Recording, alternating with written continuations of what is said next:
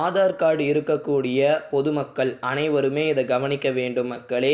Aadhaar card இருக்கா? காணொளியை கடைசி வரைக்கும் பாருங்க. இந்தியர்களுக்கு ஆதார் அட்டை என்பது ஒரு முக்கியமான அடையாள ஆவணமாகும். இருப்பினும் அதனுடன் இணைக்கப்பட்ட தகவல்களை வைத்து பல ஆதார் மோசடிகள் அரங்கேறி வருகிறது மக்களே. எனவே உங்களுடைய ஆதாரை யாராவது தவறாக பயன்படுத்துகிறார்களா என்பதை கண்காணிக்க உதவும்படியான வழிமுறைகள் இந்த பதிவில் பார்க்கலாம். இந்திய குடிமக்களுக்கு ஆதார் அட்டை முதன்மை அடையாள ஆவணமாக மாறியுள்ளது. அரசாங்க சேவைகள், வங்கி வசதிகள் மற்றும் தொலைத்தொடர்பு இணைப்புகள் என பலவற்றிற்கு அணுகுவதற்கும் இந்த 12 இலக்கண தனித்துவமான யூனிக் ஐடி முக்கியமானது மக்களே. அதே வேளையில கவனமாக கையாளப்படவில்லை என்றால் தவறாக பயன்படுத்தக்கூடிய அபாயமும் இருக்கு. அதனுடன் இணைக்கப்பட்டிருக்கக்கூடிய தகவல்களை வைத்து மோசடி ஆசாமிகள் நிதி மோசடிகளை அதிகரிச்சுட்டு வராங்க.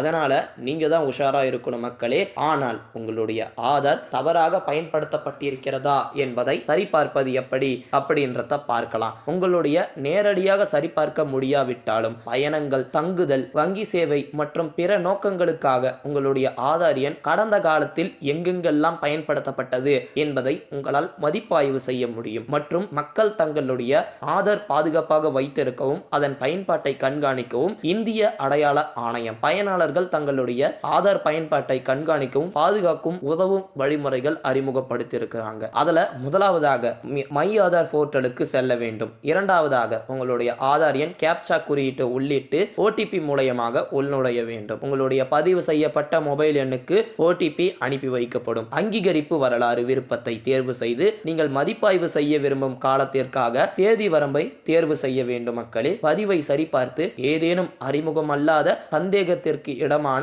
பரிவர்த்தனைகள் உள்ளதா என்பதை சரிபார்க்க வேண்டும். ஒருவேளை அங்கீகரிக்கப்படாத செயல்பாட்டை நீங்கள் கண்டறிந்தால் உடனடியாக UIDAIக்கு புகார் அளிக்க வேண்டும் அப்படின்ற மாதிரி சொல்லி இருக்கிறாங்க. அல்லது UIDAIயினுடைய கட்டணமில்லா உதவி எண்ணான 1947 அழைக்க வேண்டும் மக்களே. அல்லது உங்களுடைய அறிக்கையை help@uidaiggovernment.in அப்படின்ற மின்னஞ்சல் மூலமாகவும் தெரிவிக்கலாம். உங்களுடைய ஆதார் பயோமெட்ரிக்கை பூட்ட வேண்டும். அதை பூட்டி வச்சீங்கன்னா ஓரளவுக்கு சேஃபா இருக்கலாம் அப்படின்ற மாதிரியும் சொல்ல முடிகிறது மக்களே. தேவைப்படக்கூடிய நேரங்கள்ல அதை அன்லாக்கும் பண்ணிக்கலாம். இது போன்ற பயனுள்ள தகவலை தெரிந்து கொள்ள சேனலை சப்ஸ்கிரைப் பண்ணுங்க.